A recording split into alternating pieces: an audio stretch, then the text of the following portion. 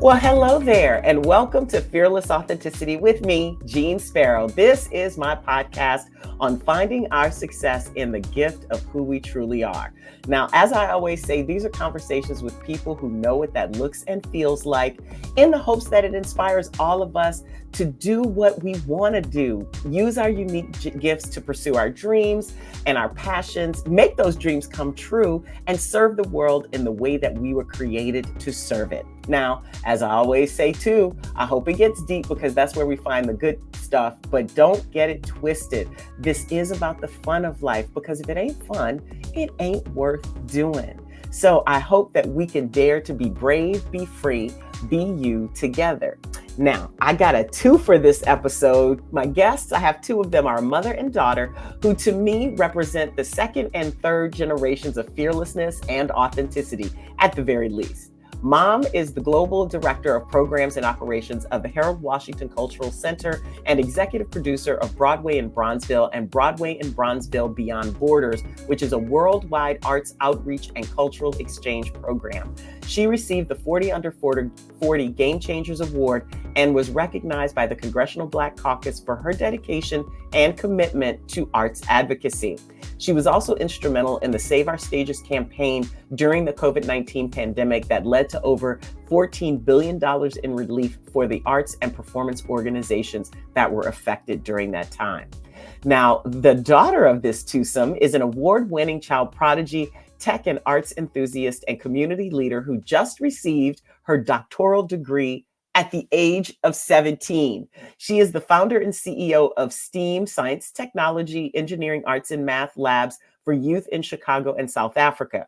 She is also an alumna of the Golden Eagle Aviation Legacy Flight Academy at the home of the Tuskegee Airmen, as well as a publisher, speaker, and advisor in Ghana on STEAM education. Her awards are so numerous: 20 Under 20 list of next-gen STEAM leaders, the Black Enterprise 40 Under 40 in tech, Black Girls Rock, Who Rocks Next Award, and she was recently selected to Chicago's Future Founders Program.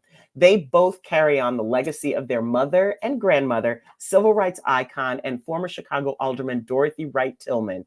I am honored and pleased to welcome Jimalita Tillman and Dr. Dorothy Jean DJ Tillman II to the Fearless Authenticity Podcast.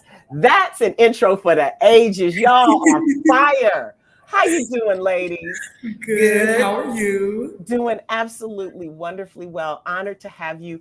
Congratulations, Dr. DJ. Thank you. And Jimalita, you got to be so proud. It's more humbling than anything, because this little human has taught me so much that has nothing to do with books, accomplishments, or academics.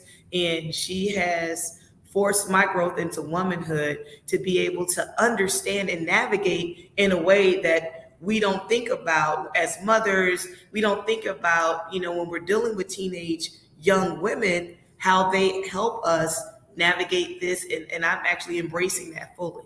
Oh, I love that. I wanted to start off, though, talking about your mom, Jimalita, and your grandmother, Dr. DJ.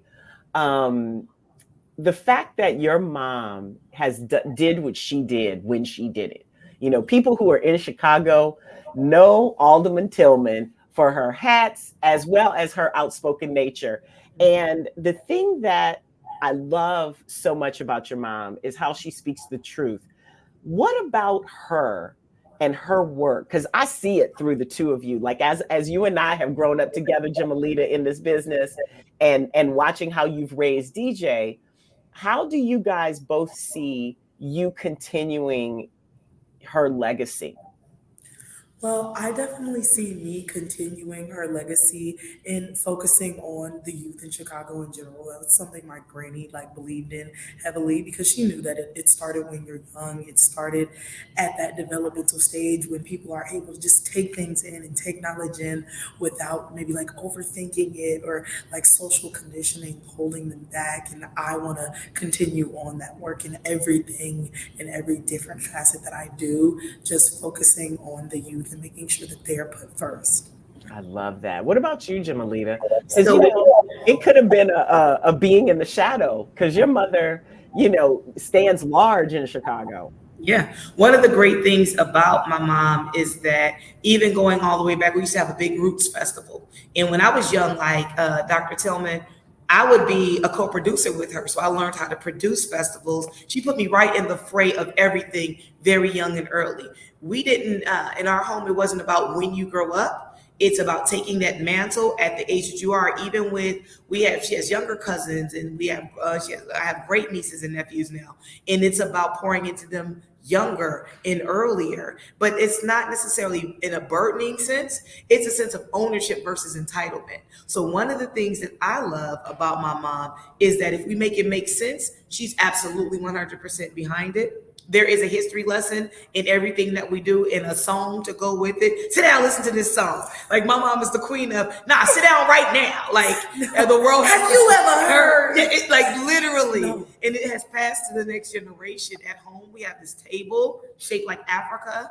And then like if one of my siblings called me, I'm like, yo, I'm in Africa. Like even when we were in Africa, we were texting cousins and siblings back home. They were like, "No, I know you in Africa, but I'm in Africa, so I can't talk right now." And it's because when my mom is teaching, there are lessons and gems that you may not even get in that moment, but then you find yourself when you're in your peer group, right, Deej, that you're calling it back up. So it's like the music. It might be something that she like some pastor on TV, an anecdote, an article in the National Geographic, in the Time that magazine. magazine. She'll be like, "Did you read this article? No, I need you to read this on this." So everything from nutrition, leadership, relationships, communication. My mom is about it all, and you have to remember, Jeanne. My mother was placed here in Chicago to fight for open housing for Black people by Reverend Dr. Martin Luther King Jr. She started her journey as a prodigy herself on Edmonds Pettus Bridge at 16. She was on Edmonds Pettus Bridge on Bloody Sunday. And so it's only befitting that being bookend between two amazing Dorothys that, I mean, I'm rising to the occasion by being the mother of and the daughter of, and it's a very, very proud space to operate in. And the point my mom made about like my granny being like, if it's something that you want to do, she's going to support it, is something that she kind of took on herself and is the exact same way about. And not just for me in general, for all the students that I teach, for all the students that she teaches, it's about resources and supporting them. And if you want to do something, we're going to figure out a pathway to it. So I'm going to have that support like times two. I love this so much on so many different levels because I think like one of the things I talk about when I talk about fearless authenticity, is this idea that we are all here to do something very particular, right? But sometimes people can take us off our square, can take us out of our path by applying pressure that isn't about where our gifts are. And there's sometimes a temptation to fit in or what have you. And I love how there is this through line of not waiting for responsibility and grabbing it right where it is, because it sounds like you both grew up knowing that there were moments that you were held accountable to a higher power, part of that higher power being the elder Dorothy Jean, but that there may not have been as much temptation to stray from it or to give into peer pressure. Can you talk about that for both of you, especially you, DJ, because like I think about, I'm not nearly as smart as you, but I do remember being in school and being in like gifted classes and stuff like that, and people being like, "Oh, you think you smart, or this," and you're like, maybe I shouldn't talk about the things I know about. Because actually, let me take this one. Well, to this day, I do think I'm smarter than a lot of people, but I think that people should like feel like they're smarter than people in their own ways. And so going into a lot of spaces, there is definitely always a person that's like, do you think you're smarter than me? Do you think you're smarter than somebody like in this room, everybody in this room possibly? And I'm like, possibly a couple people, probably a lot of people, but it's about this certain thing, this emotional intelligence, this business intelligence, and they probably have their own intelligence that they're specifically smarter than people about. So there's kind of always that like interaction and exchange, but I feel like you should kind of be able to like reserve the right to that feeling. And I think when you have that, you're able to use, my mama kind of has a phrase like use the tools in your toolbox. And when you're put around your peers, it's less about the situations that you get into, because sometimes situations are unavoidable. Of course, sometimes you could avoid certain places, certain people, certain things, but certain situations are unavoidable. And so it's about, to her, using what she calls the tools in your toolbox to handle the situation. So whether it's like I'm taking the flight by myself and my flight keeps getting pushed back an hour and another hour and another hour, and I have dance class later that day for a big event, and I have to make sure like I text my teacher and figure that out, and I deal with the tools in my toolbox, because I have to make sure I send those emails and that I talk to the people and that I'm, on top of my responsibilities. I also have to make sure I talk to the people at the desk, because my mom isn't there to check on what's going on with my flight. I have to make sure if the gate gets changed, I'm aware, because it's the Atlanta airport and you got to take a train to wherever your different gate is. Like, knowing what you're going to do in a situation, knowing where the exits are in a room is something I've been taught from like the moment it was about me being on my own, whether that is just going to school for pre-K during the day on my own. It's always been about using those tools in my toolbox to kind of not be led astray. And also a child of God. So. And that part, covered is a whole thing, but you triggered me when you mentioned Atlanta, that airport. Because let's get into it now. Girl, I don't want to talk bad about the ATL, but that airport gives me the blues. But Jimalita, how did you, because I'm sure there had to be pressure on you, and I know that there was extra attention on you when you started working because of who your mother was, and not always in a positive way where people are always scrutinizing everything you do and every decision you make, looking for stuff. How did you take that experience, right? Those expectations, and shift them into what you wanted? And then how did you do that for DJ? It's interesting.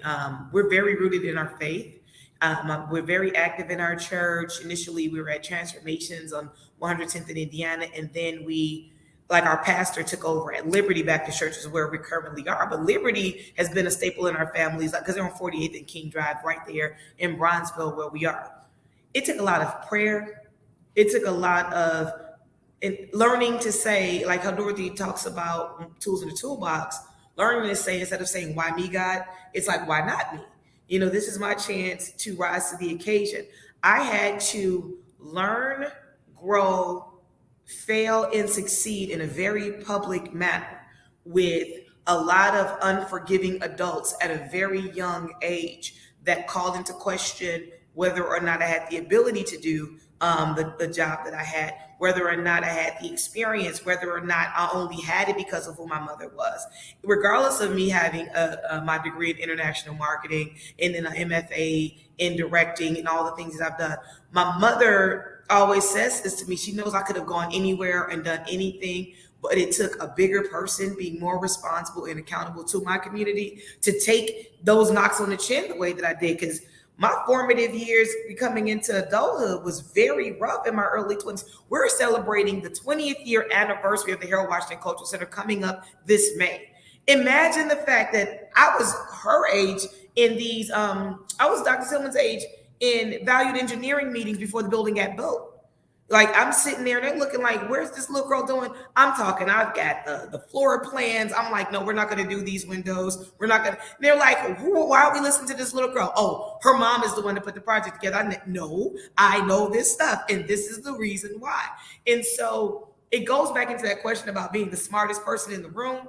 I had to be able to, it ain't even swallow my pride. I had to rise to the occasion and know what I knew, know what I did not know where to find a friendly resource to improve on what I needed to know, to be in the room to represent our nonprofit that owns the Harold Washington Cultural Center as a teenager. See, the center opened up in 2004, but it took us 10 years to freaking build it. So that's finding grant money. That's, dealing with the politics of it all. That's people saying scale it back, and those people who just didn't have vision. And then there will be people that I had to learn that, yeah, they may be partying in my mama's backyard and, "Oh yeah, go Jimalita," but they'll go in another room and say something totally different. It was baptism by fire on a lot of things where I had to learn about how things work in the adult world. I was thrusted into a very, very large set of shoes very early. And that's one of the things that I instilled in Dorothy. I said, be proud of who you are and what you know. Bring peace and grace into every room. Don't expect anybody to know what you know. Show them grace with what they don't know. It's like we don't weaponize what we know and what we've accomplished to the detriment of other people. We use it as a weapon to fight against injustice, to fight for opportunity for my generation and now for her generation and generations that are looking up to her. Oh, Jimalita, you said a word right there. And the thing that I guess I never realized how young you were in that. I just always, because I remember you, I consider us growing up in the business, and I was thinking you and I were the same age, and you were a little bit younger during those times when you were built. Because I remember how that whole thing went. I remember the process, because I had just started on the radio then when the idea of that cultural center first was birthed. Now, but what I didn't see was this responsibility at such a young age coming from, Alderman Tillman to you, Jimalita, and now to you, Dr. DJ. Jimalita, sitting in the middle of that, when did you realize, because clearly this is a family thing of taking up mantles when you're young. When did you realize, though, the extent of your daughter's gift, and how did you decide to encourage that, support it, maybe push it, I don't know, while still balancing all the things that she found interesting as a child? Because a lot of times our children don't realize their gifts. They see them through the way that, we manage their space. Well, one of the things that I look at is the fact that she's not monolithic, right? She's not just one faceted with her skills and her talents. So whether that's her wanting to dance, whether that's her knowing all the lyrics to Hamilton, whether that is her painting, writing poetry, she has a very diverse palette, an eclectic palette of music. Even when she was younger, they would call her a strong-willed child. And it's all about, she lived in the land of make-believe in a different format. She will make you believe in what she's talking about. And it's not about some imaginary friends. It's like a whole nother level. And I'm like, okay, you're not going to break my child's spirit. And I'm like, okay, this is what we're not going to do. I was the mother that was, that's like, this is what we're not going to do. Because I don't believe in institutionalizing our children prematurely. And that's what the modern day school system is. It's factories of failure. And that predates when my mom was a parent equalizer fighting for Mollison to be able to get phonics in the schools. You had babies that didn't know TH is th and and so it's like they were passing these children along, and then they were putting cases on them of like EMH or IEPs, as we call them now, or ways to say that they're developmentally delayed. But it was really about the education that was given to them. I could not find a school in Chicago that poured into her gifts. We used to come back and forth. I found the Imani School in Houston, Texas. We don't even talk about Imani a lot, but it's an Afrocentric Christian faith-based learning school that's Montessori. They move you along based on your ability. And when I say there were children, I want to say Dorothy had to be 3, 4 when we were there. There were 3, 4 years old. There were children that was doing high school level work, because that's how they worked at Imani School. Imani School is a private Black school that, they took foreign trips, passports were the norm for the parents. And I'm like, that's how learning should be. And I had to go back and forth from Houston to Chicago. And at the time, we were experiencing a lot of turbulence and a lot of drama with the cultural center, that it got to a point where I had to be here and focused in Chicago. So I had to bring her back. I could not find one school that could be able to handle her acumen. So there was an academic program a homeschool mom had called MMSEA, Muhammad's Math and Science Engineering Academy. It's a part of a larger entity or a parent school, but it was for a bunch of gifted kids. I said, I would like to see if my child can have an opportunity to be in this school. And at the same time, they just happen to need space for their school. And we had space at my mom's former automatic office. I said, well, I would like to, I said, one has nothing to do with the other, but I would like my child to have an opportunity to be in your program. I'm talking, they did swimming, tennis, they would go to the School of Engineering in Purdue. Go ahead. What else? Violin, piano, karate, all of this. And a lot of the students that started with Dr. Tillman on this path could all be on the same path, but the difference between a lot of them are in graduated from are in college. They're in college now or have at least completed their associate's degree 15, 16, 17. Yeah. And I would say the difference between her accelerated path and some other students' accelerated path is I never made what she's doing the only thing. And sometimes children will rebel if it's like, no, school. I'm like, all right, C's get degrees. That was my logic until we got to this doctorate where you could not get a C. But it was like, baby, no C's, baby, no more C's. Because if you got a C, you got to take that class all over. You're going to see the program a little later. And it was a lot of money. That's the part people don't ever talk about. But yeah, her genius displayed very early. But the great thing about it is I would have her around other like-minded students, so it seemed normal. I love it. And well, here's the thing. It's all normal. Like we're all on a range. Like let's talk about, that part, that there is a range of normal and we need to start treating everybody as exceptional because everybody is in their own way. And what I love is that you gave her space to explore. Now, DJ, I got to talk to you about that. Like from your perspective, you started off with this, wide array of interests and you had permission and encouragement to follow them. How do you know when to shift between the next thing that's true for what your interests are in the moment? Because it's like, when I look at your resume, which I only gave a little bit of at this point in your life, you've explored a lot of different things. And so when do you know when, okay, it's time to put this down and pick up the next thing? Or how do you juggle all of those things at one time in a way that moves you forward? Well, I think the things that are on my resume aren't going to tell you like a lot about the things that I like grapple with being interested in and bouncing from topic to topic hobby wise. And so it's like a double like ended thing. But I think when it comes to the things on my resume, I think talking to my mom and talking to my granny honestly helps me think about where I want to go next business wise, how I want to integrate things together, and talking to my best friend who became my best friend working with me for the past 3 years. And so it's great because it's like I can bounce entrepreneurship ideas off of her. And she's like, well, she knows my camp like the back of her hand. And so she can be like, well, this is a good idea. This might need to be shifted a little bit. And so I think the strong women around me help me brainstorm in that sense. And, if it's something I want to do, especially my mom, it's like, well, this is how we could do it. And also a million other things that you could do with that. And so I'm like, okay, maybe not all of those things, but I thank you for the fact that you know how to do everything. My mom is kind of the person for like a lot of people, whether it's like my cousins or like my best friends, they're like, oh yeah, like she knows where to go. She knows what to do. Like we're always throwing like my friends' parties or doing like those like big things and setting up things because she just always is that person who knows what to do. And I think hobby wise, it's definitely like being 17 is constantly like trying to figure out like, who am I? And also I have a journal that says something really important on the front of it that is like something I always like to tell people when they're having that who am I type of feeling. It's like you're never lost. You're always there. You're not like a $10 bill lost in last year's coat pocket.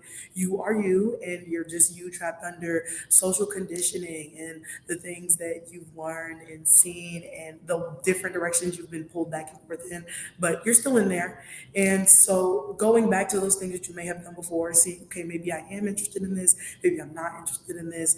It's hard for these certain reasons, and really looking within yourself. I think journaling and talking to yourself about things and talking them through is so helpful when it comes to kind of processing why something might be working out, why something might not be working out anymore. And so I feel like it just really depends on the thing, but I think seeking out that information is kind of how I figure out what that next thing is that I want to do, is just kind of maybe sitting and thinking about it, which is something you have to do when you're 17 and when you're transitioning from, which if I was in a normal kind of 17-year-old path, I would be transitioning from high school to college. But now I'm transitioning from college to the working world. And that is a point in time when you really do want to know yourself and be sure of some things, and it doesn't have to be things that you're locked into forever, but you do want to be sure. And so I think that's kind of how I deal with that. Oh my goodness. And here's the thing I'm going to tell you, keep that wisdom because it will last you the rest of your life, knowing, because to me, my next question was going to be, what does fearless authenticity mean to you when I say those words? But what you just said, I think completely encapsulates that. The fact that the $10 bill. Okay, great. Well, we can elaborate further, but that piece about that $10 bill getting lost in a coat pocket is, because girl, I can't tell you how much money I find in my coat pockets. Like this time of year, in the wintertime, you put on that one heavy coat and you're like, oh wow, jackpot. But we are that we are that $10 bill because it gets lost and we didn't have that resource. And then we remember who we are. But if you want to answer further what it means to you when I say fearless authenticity, what is that? I think fearless authenticity it doesn't mean that you're the same exact person with everybody. I think a lot of people think things like code switching is fake, but I think there's a time and a place for everything, and that's what code switching is. And I think it is knowing all of the different versions of yourself. I don't think that we're just one big pie chart that's one color. I think we're like a blue section and a red section and a yellow section that's this big and a pink section that's this big. And it's just about knowing those different parts of you, those subcategories of yourself, knowing that it's okay, not to be perfect, and being aware of those things, and being okay with constantly working on yourself, constantly growing and constantly learning. I feel like that is fearlessly authentic, because you are trying to always be your full self, but always understand and grow your full self to be the best person to the world around you. And I feel like that is extremely authentic. Ma'am, you explain my work as good as I do, maybe better. I love this. What about for you, Jimalita? When I say fearless authenticity, what does that mean for you? I think that you can wear polka dots and stripes. I think that you could like to dance to the blues, or you can sing Nicki Minaj. I think that you can know your scripture, and you can also have moments where you're like, I'm over it. I feel like it's like there's no, like you said, there's no one color on that pie chart. There is a spectrum and a range that who you are, but at your core character, you need to have that connection. You need to have your moral compass in order. There should be a boundary that you will not cross because of you knowing that you have to answer to God. That's one thing that I would say. And I believe that your fearless authenticity is, if you give it to God, let God have it. You can't worry on that. I made a post the other day where I was like, yeah, today was my most productive day, because yesterday, I don't know what was going on, but Jesus had the wheel and he'd be ghost riding the whip with blindfold on. You just got to trust it. It's like, yo, I'm Jesus. I got you. And you just have to be like, Jesus got that. And I believe that when it comes to fearless authenticity, that it's got to be rooted in faith.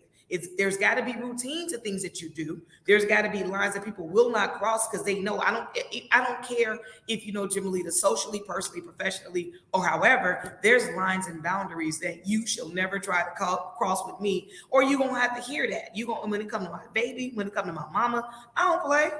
I don't play. I don't went from one Dorothy to another Dorothy, and I am still that same person that will do what I need to do and ride out for them. I actually found exactly what that journal said that I was quoting, and I kind of want to read the full quote. Please. The full quote is really good. So the full quote says that finding yourself is not really how it works. You aren't a $10 bill in last winter's coat pocket. You are also not lost. Your true self is right there, buried under cultural conditioning, other people's opinions, and inaccurate conclusions you drew as a kid that became your beliefs about who you are. Finding yourself is actually returning to yourself. An unlearning, an excavation, a remembering who you were before the world got its hands on you. And that's what it says on a journal my mom got me when I first started my degree, and I was losing my mind. And if there's something wrong with me, y'all, everybody gonna feel it. If I'm mad, I'm sad, I'll cry in the middle of Walgreens.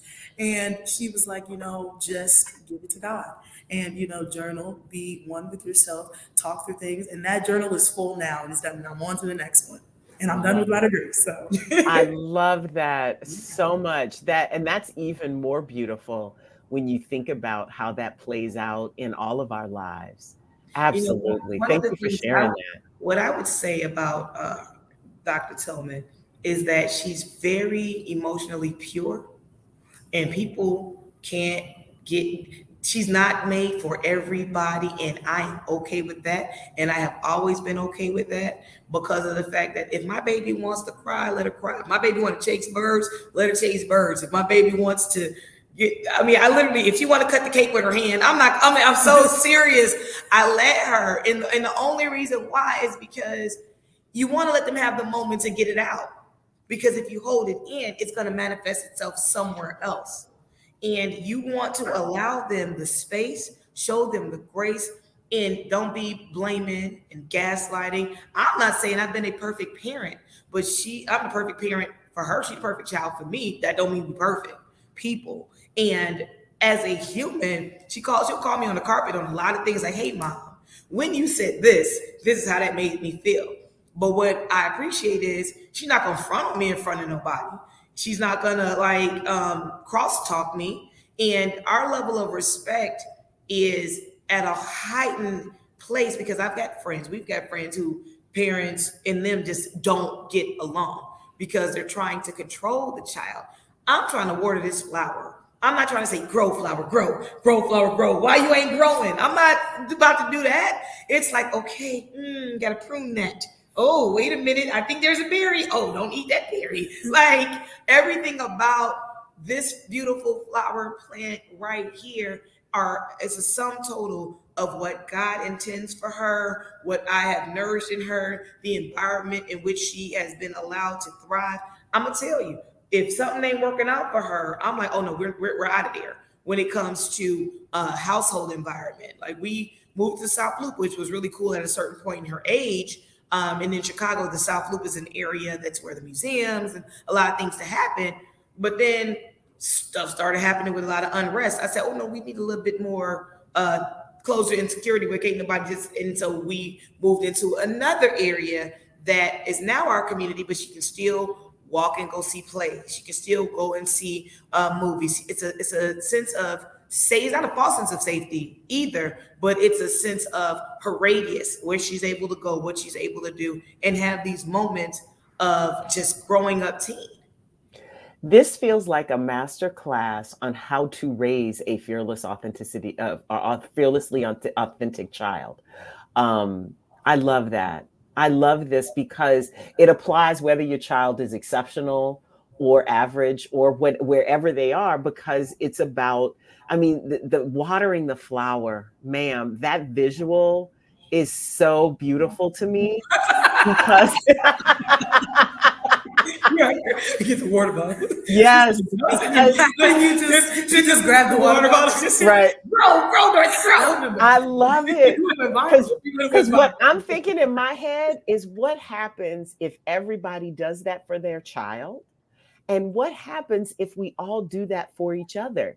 Because then it allows everybody the space to bring their gifts that God gave them to do whatever it is they're supposed to do while they're on this planet, without any questions, conditioning, or having to relearn it. Like, I have a feeling, DJ, that yes, you're going to have your challenges in life, but one thing you're not going to have to do is unlearn what your mama did. And I want you to mark this moment. Like, it may not, you sound wise enough to understand that, but when I tell you, and sometimes even when our parents do it, it's the other people around us that can also help us to unlearn some things.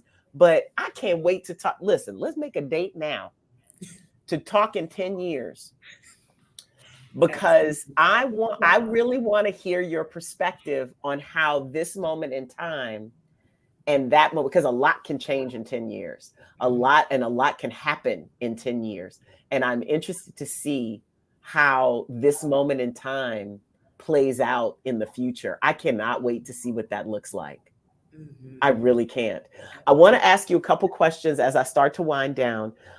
Because you're both entrepreneurs, one of the things I always talk to people about entrepreneurship is the act of failing forward. Some people call it that, the act of learning from our setbacks, the act of meeting our challenges and still moving forward through them. What do you think has kept you moving through those challenges? You already talked about some of yours, Jimalita.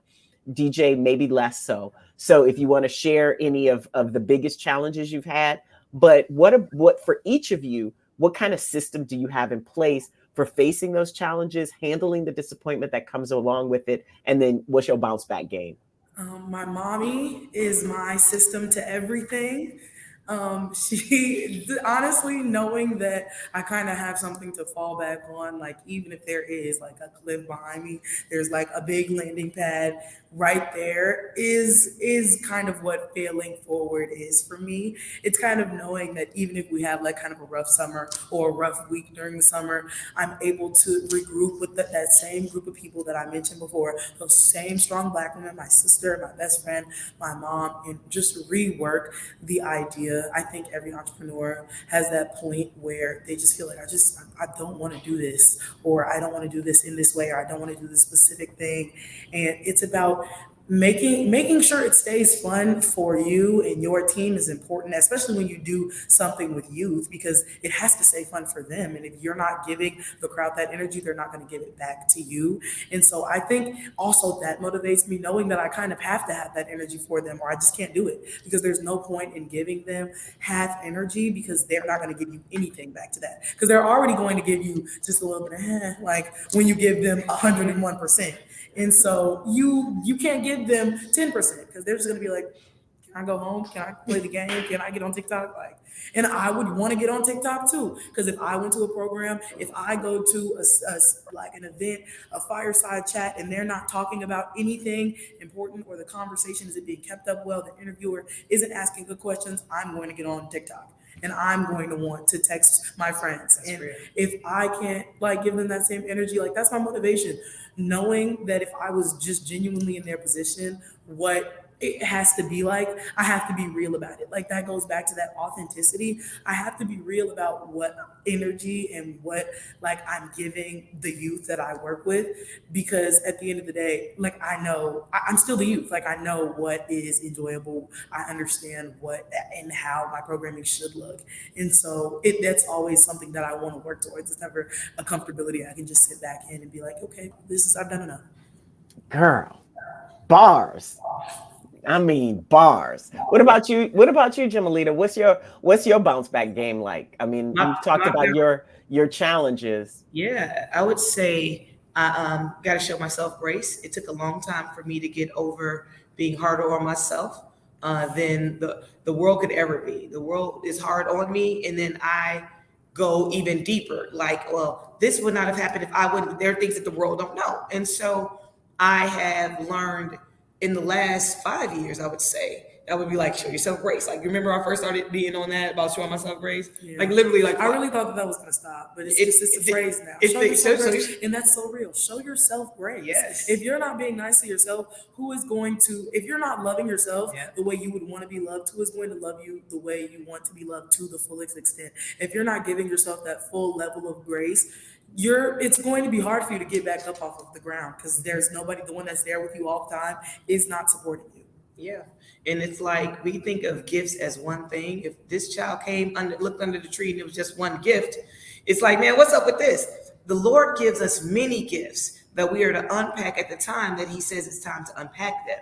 And so we have to remember that whatever the gift is that we have right now, it's a stepping stone to unlock other things. It's like levels and chambers. It's levels, layers, and textures to it when it comes to unlocking the gift. So being kind to yourself, giving yourself the love that you deserve. I will go to a sound bath and right after church. After I go to church, go to a sound bath. Sound bath, go to air spa. Like, I will do whatever it takes to get myself back to where it needs to be. Because if I am not operating at 100%, I can't pour out of an empty cup. I have walked away from relationships, be it men, woman, be it homegirls, be it professional in dollars, because of the fact that it didn't allow me the space to show myself grace. And it didn't allow me the space to show what that looks like to my daughter that watches everything. She is Memorex.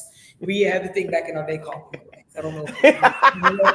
It's Memorex. She don't just making up a word. No, she don't. No, it's real. Nothing. It's like there's live and then there's Memorex. Memorex. She's live in Memorex. You'd be like, Mom, do you remember on this day and that time and that you did? She's like, yeah, that was kind of gaslighting. And it's because she did that to me just the other day. She was like, remember I told you that my knee was hurting and you say, girl, you're just being dramatic. I was walking up the stairs. I remember it very vividly. But I was like, dang, because it's one of those things where it's an environmental thing. When your children are like, I don't. So stop being dramatic instead of tending to it in that moment. Like I think I'm more tender with you in these teen years than I might have been. I was kind of rough on you when it was younger. It was like, suck it up, buttercup. Let's keep it moving. But Mom, it's like, man, but I had to, again, I'm telling you, I had to learn because I'm looking at grace, man. I'm looking at God.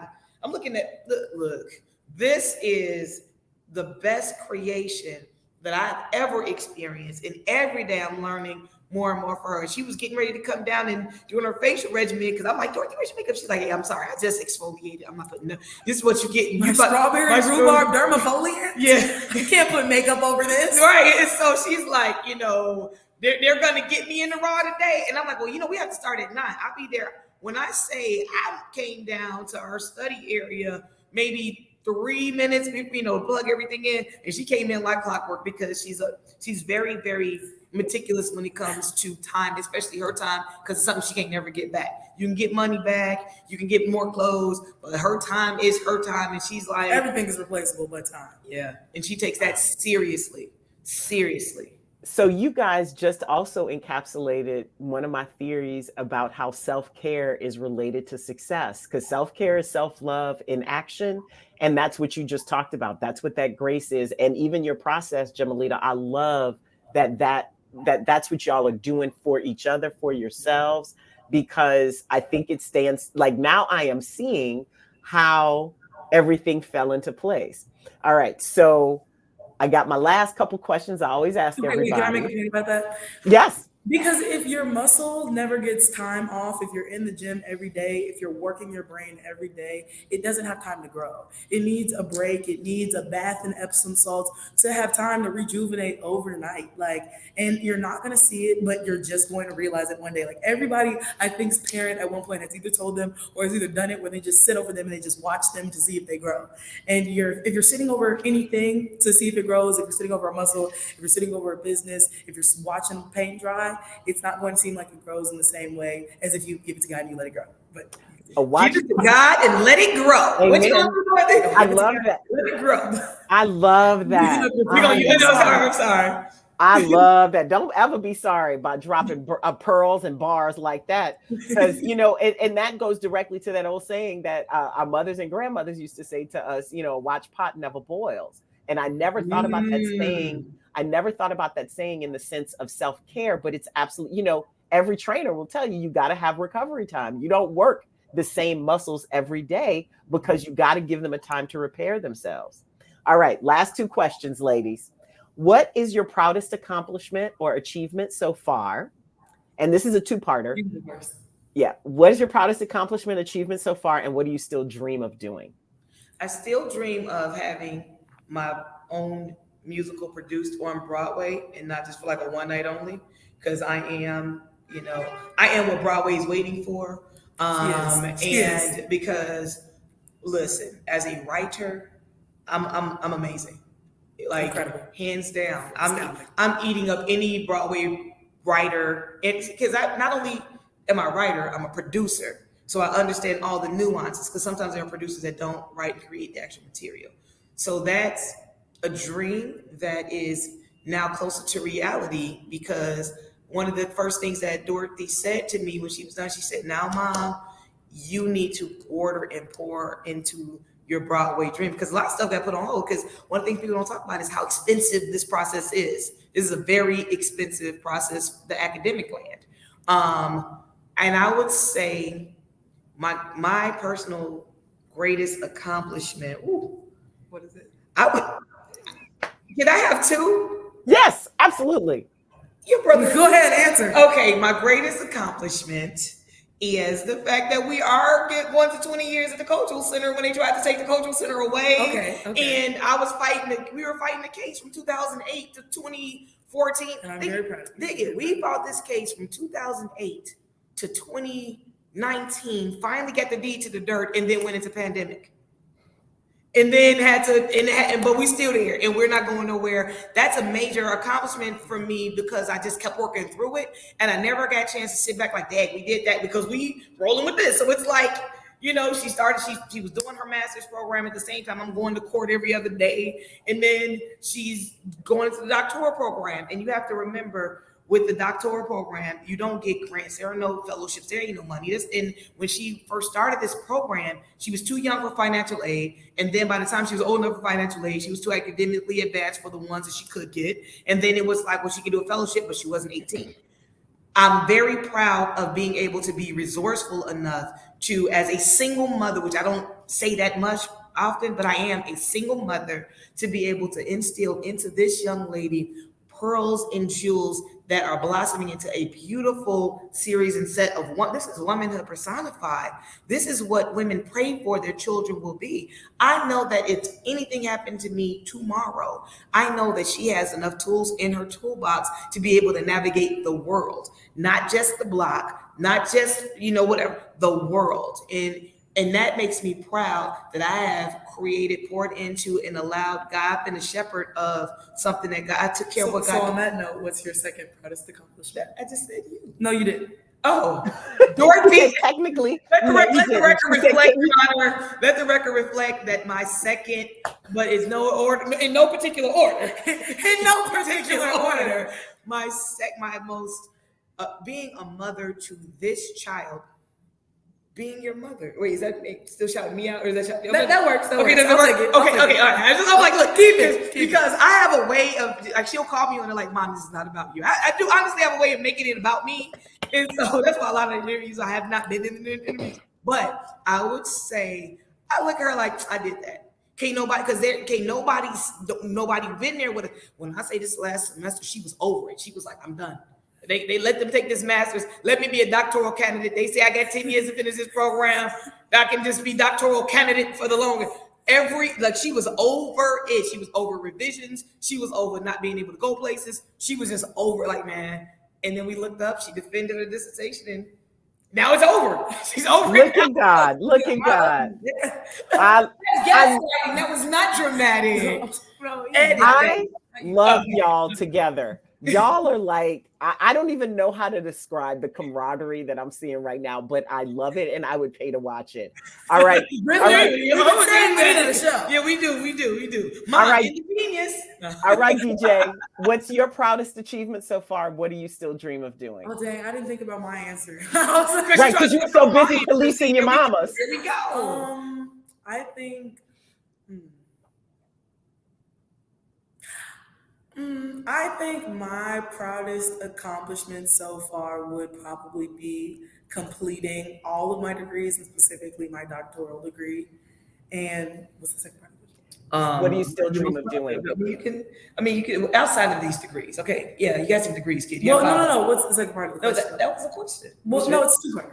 What do you still dream of doing? What do I still dream of doing? I dream of being able to franchise my camp and leave like the scheme model, like have a group of people in the office. Like, okay, you taking a break right now? Okay, I'll go back and do like the egg drop with the kids later, like in a bunch of different cities where I don't have to be there, and there's a bunch of different kids benefiting from like my program model. And I also hope to have some sort of like influencing, talking, like job of some sort. Like I love just think pieces. I love conversating. I love talking. And I love kind of interacting with my peers, my generation, And I think kind of like influencing and talking shows, podcasts, things along those lines are great ways to kind of have that like interaction with the world around you and engagement and conversation and like thought. And so I don't know, I think that's something I would definitely want to do. Ma'am, you got it in three. You the third generation of that. It is happening. Okay. That's all I'm going to say is that nobody can deny that. But your Auntie Jeanne is here if you need her. Okay. Final she gonna call you on that. She gonna show up at your door. Absolutely. Auntie Jeanne, what we doing? T. Jeanne don't play. Okay. T. Jeanne don't offer unless T. Jeanne plans on doing it. I like as our New York friends say, dead ass. Come on. Come on. All right. And my final question, as I ask everyone, when do you each feel like you are the best, truest, most authentic expression of yourselves? No, you go first because I want to answer more. I went first last time. Right, but I want to answer. But I like this question more. I feel more passionate about this question than you do. I have to think more about it. Pour in. Okay.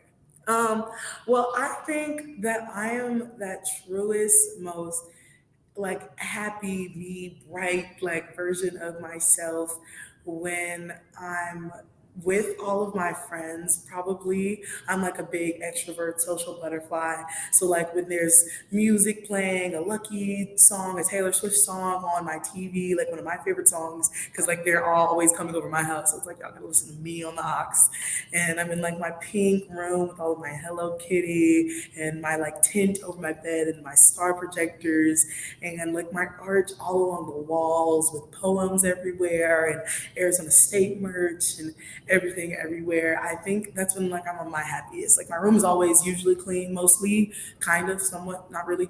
But when my friends come over, it's definitely like sparkling, and it's just seeing them in there, a home so full of love that my mother worked so hard to create, that we get to take advantage of and be in, that I only hope to create one of my own of someday, getting to host that, getting to just host that home of love for the afternoon, because we just throw a party for anything, Christmas, Halloween, New Year's dissertation, anything. Like having those moments is, I think, what I love like the most. Treasure those moments, DJ. Treasure them, because those are the moments that will carry you through your whole life. I promise you. I love that. I love that. I love that for you. And I love that you know that at 17. All right, Jimalita, you get the last word. When do you feel like you are at your best, truest, most authentic expression of you? I'm gonna lead with a joke. When those children that come to my house leave. Because keep that in. Absolutely. I'm like, that kid's still here. Yeah, they on the beanbag chair. Like, I promise.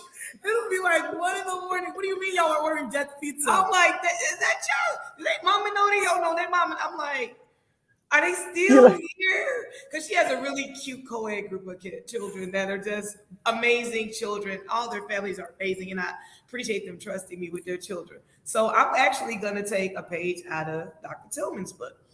I grew up doing this, like my mother would always have these amazing parties. I don't care, it might be. Nelson Mandela was at a party in our house. She hosted him for a big, huge party when he got out the South Mines. Before he became president, he came to Chicago, had a party at my mama's house. I said, I'm gonna do that one day. So what I love to do, so this is 3 generations of party kicking it. Yes. But what I love to do is I love to get all my friends together. We go see a Broadway musical in Chicago. And then we come back to my house where the caterer has already laid everything out, and we have a game night that literally goes until the sun comes up. You know, there's literally groups in her game nights. It'll be like, oh, this group of friends is coming from this work job, and then this group of friends from our sorority, and then this group of friends from here in church. And and it's so funny because they literally come in waves, and there's an overlap, and it's a healthy overlap, and it's it's all different layers of myself. So like it'll be a group of us coming from a Broadway musical, I don't know, The Wiz or whatever, and then we'll come to the house and play games like I Dissent or Culture Tags. We'll play all night long. Literally, I'll have a bartender there. The food will be laid out. Dorothy and them, the cleaning crew, her friends are picking up the coats. She usually steals my star projector from my room. I do. I take all her stuff out, and then if for whatever reason, if like my group is a bit more rambunctious than I would want her to be around, because that's how my friends, everybody don't get access. When she at my mama's house, I literally use her room as a photo booth pop-up room because seriously, she has the most really cute. Without it doesn't. It's not distinctive to anybody who sees the picture that is a child's room. But every area in her room is like the perfect place for a pop-up photo booth. It's like a Disney room. Her room is literally it's a dream room. She has the room I've always wanted growing up. I had books in my room. I literally had books and Dr. King tapes and Keep Your Eyes on the Prize and Why Was a Black Man Born and Young Gifted in Black Poetry, pictures of me and Maya Angelou. It's like Alderman Tillman wasn't playing with you, Jimalita.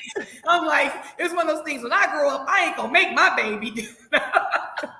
But you know what I love about that? There are two pieces to that I think are so beautiful that we could all learn from: community and the sacredness of our spaces. Yeah. That what we create. And I think that if everybody actually thought about it, we are all the most authentic when we invite people into our sacred spaces and are in community with them. And I hope that I created that for you guys today. I think I did, because y'all got real and I love it. And I didn't see you go on TikTok not one time. So I'm honored, honey, because let me tell you, Churn will tell you when you ain't bringing the heat, okay? You said last question. I have manners. I love it. Right. I love it. Y'all, thank you so much for being your fearless, authentic selves, and for sharing that with me and my audience. I love y'all. I love y'all together. Like knowing you, Jimalita, and now meeting DJ, man, girl. You have a really beautiful smile. I've been waiting to say that. Oh, Thank you, sweetheart. Dorothy's all about the smiles, because you can tell a lot about a person's genuine, authentic self. And I love the smile. Yeah, she's this kid. Same girl. Listen, my mama didn't invest all that money in braces and stuff for me to mess up my teeth. I got these fours back in the threes. I'm not even playing. I love y'all. I love y'all so much. I so enjoyed that conversation. Really did. It's not every day you get to talk to a genius and her mama, especially when you know them. Gotta thank them for some of these thoughts that were highlights of mine. When Dr. DJ said that we should feel like we're smarter in our own way, because I feel like that allows for other people to feel they're smart too, and it's still claiming what it is that's special about us. And I love what Jimalita added to that, not weaponizing what we know or what we've accomplished, but using that as a tool to fight injustice, to fight for opportunity. Love it. And then what Dr. DJ said about knowing all the versions of yourself, like it's a pie chart, and knowing it's also okay not to be perfect in any of those ways, and that we're constantly working on ourselves, constantly growing, constantly learning. Also, Jimalita and the way she defined boundaries, I thought was really interesting. There's got to be lines that people know they will not cross. And then her thoughts about parenting, which I think we could even learn from in the way we care for ourselves and the people around us, not just for the children in our lives, but allowing people space, allowing them grace, and not trying to control them, but instead trying to water the flower. Oh, what a great image that is.